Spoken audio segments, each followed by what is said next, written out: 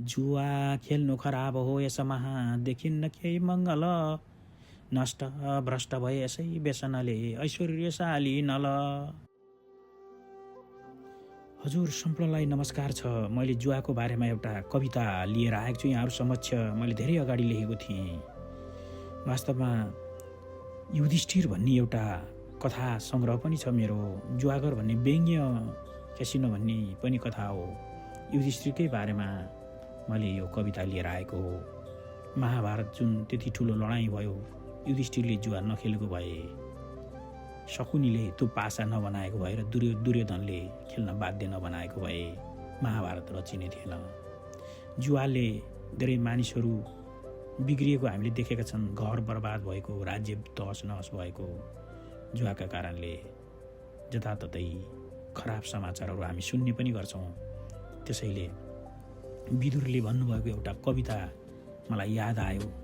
महाभारतमा झन्डै 5000 वर्ष पहिले, जुवा खेल्नु खराब हो यसमा देखिन्न केही मङ्गल नष्ट भ्रष्ट भए यसै व्यसनले ऐश्वर्यशाली नल।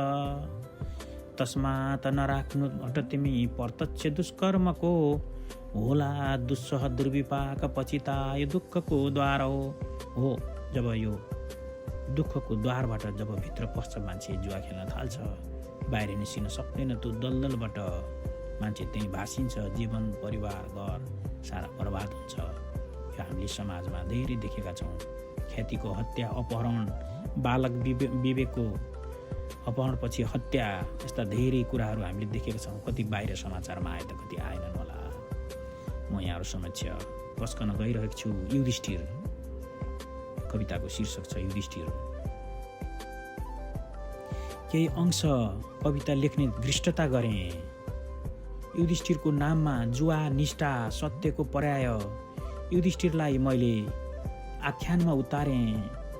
संयम युधिष्ठिर जुवा हारेर वनवास प्रस्थान गरे, गुमाए राज्यको सुख सयल। शकुनीले छली पासा पल्टाए, छलपूर्वक द्रौपदीको चिरहरणको अभिशप्त अत्याचार, दुर्योधनको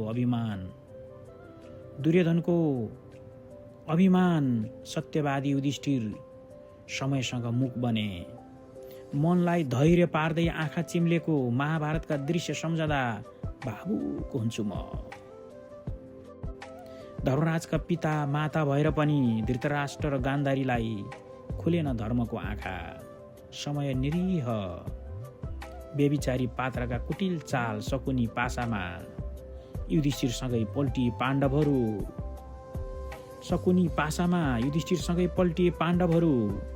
युधिष्ठिर आदर्श पात्र, धर्म र सत्यका साधक र पनि उनका अघोषित मौनताले द्रौपदी अझै अवशेष भएकी छिन्। कहिलेकाहीँ मेरो मन युधिष्ठिरलाई खोइ किन धर्मराज मान्न चाहँदैन। कहिलेकाहीँ मेरो मन युधिष्ठिरलाई खोइ किन धर्मराज मान्न चाहँदैन। हजुर, धन्यवाद।